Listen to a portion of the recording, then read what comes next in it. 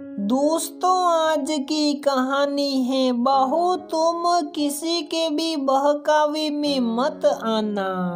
दोस्तों, कहानी शुरू करने से पहले अगर आपने हमारे चैनल को सब्सक्राइब नहीं किया है तो सब्सक्राइब कर लीजिए ताकि आपके पास पहुंचे हर नया वीडियो। माँ, कल बुआ जी आएगी। अभी उनका फोन आया था। नाश्ते की टेबल पर बैठते हुए अजय ने अपनी माँ सविता जी से कहा, सविता, अच्छा तो तुम समय से चले जाना उनको स्टेशन लेने। अजय, माँ मैं तो नहीं जा पाऊंगा, रमा चली जाएगी कार से लेने। सविता, तुम्हारे पापा से पूछना होगा, टहल कर आए तो पूछती हूँ कि क्या करना है, क्योंकि तुम्हारी बुआ को रमा का आना अच्छा ना लगे तो तुम तो जानते हो उनका नेचर कि वो कितनी पुराने ख्यालों की है। रघुनाथ, सविता के पति जी कमरे में घुसते हुए, अरे भाई क्या पूछना होगा माँ, बेटे क्या बात कर रहे हो हमें भी बताओ। सविता, कुछ नहीं जी, बस अभी शकुंतला जीजी का फोन आया था, कल आ रही हैं। मैंने अजय को कहा स्टेशन जाने के लिए तो बोलता है कि रमा चली जाएगी। आप तो जानते हैं उनका स्वभाव। रघुनाथ, कुर्सी पर बैठते हुए, सविता जी, जमाना बदल गया है और मुझे कार चलानी आती नहीं। अजय को समय नहीं है तो रमा ही जाएगी ना, इसमें कौन सी बड़ी बात है। बहू ही कल जाएगी मेरे साथ शकुंतला बुआ को लेने। क्यों बहू? रमा ने रघुनाथ जी को साए पकड़ाते हुए कहा, जी पापा जी, रमा और अजय की शादी लव मैरिज हुई थी। रमा के ससुराल में सभी आधुनिक विचारों के साथ साथ एक दूसरे की भावनाओं का भी ख्याल रखना बखूबी जानते थे। रमा की सास सविता जी की सास ने उनको बहुत दुख दिए थे, इसलिए सविता जी नहीं चाहती थी कि उनकी बहू को कभी कोई दुख उनकी वजह से हो। रमा और सविता जी में बहुत बनती थी। कोई भी रिश्तेदार देखता तो यही कहता, सविता तुम दोनों तो सास बहू लगते ही नहीं। अगले दिन स्टेशन पर रमा बुआ जी को लेने गई। जिस बात का डर सविता जी को था वही हुआ। रघुनाथ जी के साथ रमा को सलवार कमीज में देखकर शकुंतला जी की आंखें और भव्य गुस्से से तन गई, लेकिन सब के बीच में कहे क्या।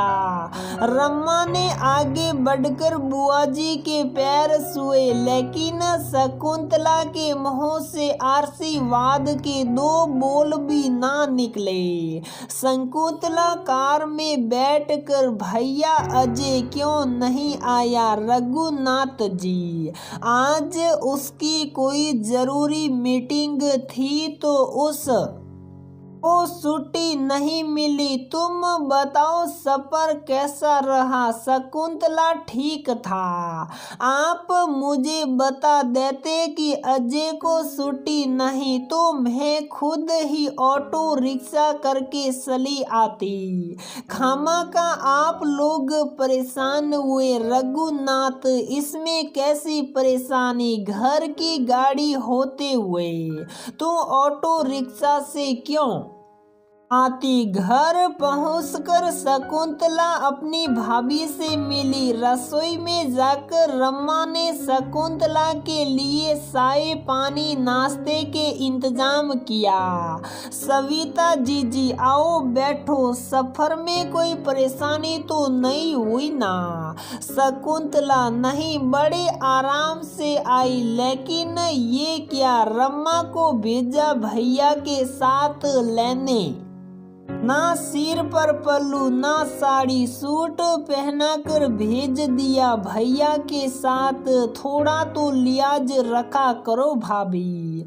सविता जानती थी कि ये बात तो उनको सुनने के लिए मिलेगी ही, लेकिन बात को टालते हुए उन्होंने कहा छोड़ो इन बातों को, और बातों घर में सब ठीक है।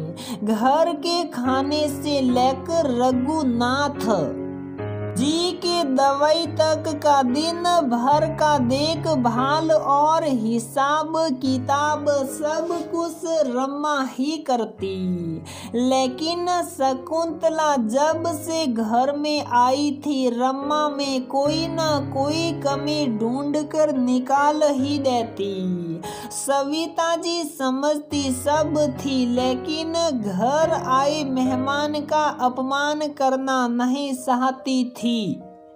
इधर रमा भी अपने सास ससुर और अपने माता पिता द्वारा दिए संस्कारों में बंद कर चुप रह जाती। एक दिन शाम को जब रमा कमरे में चाय देने जा रही थी, तो उसने शकुंतला को सविता जी से कहते हुए सुना, भाभी वैसे बहू ने लव मैरिज करके अच्छा उपहार दिया अपने माता पिता को। बहू के मायके वालों का शादी का खर्चा बस गया, हमारा अजय तो ठग लिया गया। ना तो बहू साथ दहेज लेकर आई, ना ही तो नौकरी करती हैं। कैसे भी हमारे अजय के लायक नहीं रमा। मुझे देखो, मेरी दोनों बहुएं नौकरी करती हैं और दहेज भी साथ लेकर आई हैं। इतना सुनकर रमा के कदम थम से गए, वो दरवाजे पर ही खड़ी हो गई। सविता माफ करना जीजी, लेकिन मेरी बहू हीरा है, हीरा जिसकी कीमत दहेज से कई ज्यादा है। वकालत की पढ़ाई की है उसने, लेकिन कभी भी इस बात का ताना अजय को नहीं देती कि परिवार के लिए मैंने अपना करियर छोड़ दिया। वैसे भी हमें बहू चाहिए थी जो घर में रहकर हमारा सुख दुख बांट सके, गृहस्थी को अच्छे से चला सके। आपके भाई को अच्छी खासी पेंशन मिलती है, अजय की भी कमाई अच्छी है, भगवान का दिया सब कुछ है हमारे पास, तो हमें क्या करना है और पैसों का। जो बहू को नौकरी करनी पड़े, और क्या गृहस्थी चलाना कोई मामूली काम है? क्या गृहस्थी चलाने के लिए शिक्षा की कोई आवश्यकता नहीं? क्या जरूरी है कि हर शिक्षित लड़की नौकरी ही करे? आज बैंक से लेकर मेडिकल तक के सारे काम रमा ही देखती हैं। मैं और आपके भाई पूरी तरह से जिम्मेदारी मुक्त हैं। जब जहां मन हो घूम फिर आते हैं बिना किसी चिंता के। अजय को भी सिर्फ नौकरी से मतलब होता है। जरा सोचो कि अगर रमा नौकरी करती तो क्या मैं यहाँ आपके पास आराम से बैठ पाती? नहीं ना। जब जो मन हो तब हम सास बहू बनाते खाते हैं, शॉपिंग गप्पे सब साथ करते हैं। कोई ठगा ना गया अजय, बल्कि मैं तो उसकी पसंद पर नाज करती हूँ। जो रम्मा जैसी बहू मेरे घर आई, आप खुद को ही देखो, एक भी बहू आपके साथ नहीं रहती, यहाँ तक कि आपकी छोटी बहू और बेटा भी साथ नहीं रहते, नौकरी के कारण अलग अलग शहर में रहते हैं। आप बताओ, क्या आप खुश हो दोनों बहुओं से? उन चार दीवारियों में आप और जीजी जी अकेले हो, क्या फायदा ऐसे पैसे का जिसमें अपनों का साथ और प्यार ही ना हो। तब तक शकुंतला जी की नजर रम्मा पर पड़ी तो वो शर्मसार हो नजरें झुकाकर इधर उधर देखने लगी। रम्मा ने सब कुछ सुनकर भी अनजान बनते हुए कमरे में मुस्कुराते हुए शाही नाश्ता लेकर गई। रम्मा, बुआ जी, माँ ये सलिए चाय पीते हैं। शकुंतला, वैसे बहू तो कार तो अच्छा सलाह लेती है, किसने सिखाया तुझे कार चलाना? रम्मा, बुआ जी मेरे पापा ने सिखाया, मेरे मायके में सभी को आता है और घर की औरतें ही सारा काम देखती हैं, सब की सब आत्मनिर्भर हैं। शकुंतला, मतलब सिर्फ तुम नौकरी नहीं करती, बाकी सब करते हैं। रम्मा, बुआ जी आत्मनिर्भर होने का मतलब सिर्फ नौकरी करना नहीं होता, महिलाएं अगर घर के काम भी सुचारू रूप से कर रही हैं तो उनको भी आत्मनिर्भर ही कहेंगे ना। मेरे पापा कहते हैं गृहस्थी चलाना भी सबको नहीं आता। चाय के बर्तन लेकर रम्मा कमरे से निकली, लेकिन उसको आज खुशी थी और गर्व भी अपनी सास के सोच पर, जो किसी के बहकावे में ना आकर अपने दिल दिमाग की सुनती और निर्णय लेती है। प्रिय दोस्तों, आज के आधुनिक युग में भी लोगों की सोच यही है कि या तो लड़की अपने साथ शादी में अच्छा खासा दहेज लेकर आए या फिर नौकरी वाली हो, और बहुत बार ऐसा होता है कि घर आया हुआ मेहमान कुछ ऐसा कहकर चला जाता है या कर देता है जिससे अच्छे खासे परिवार में भी फूट पड़ जाए।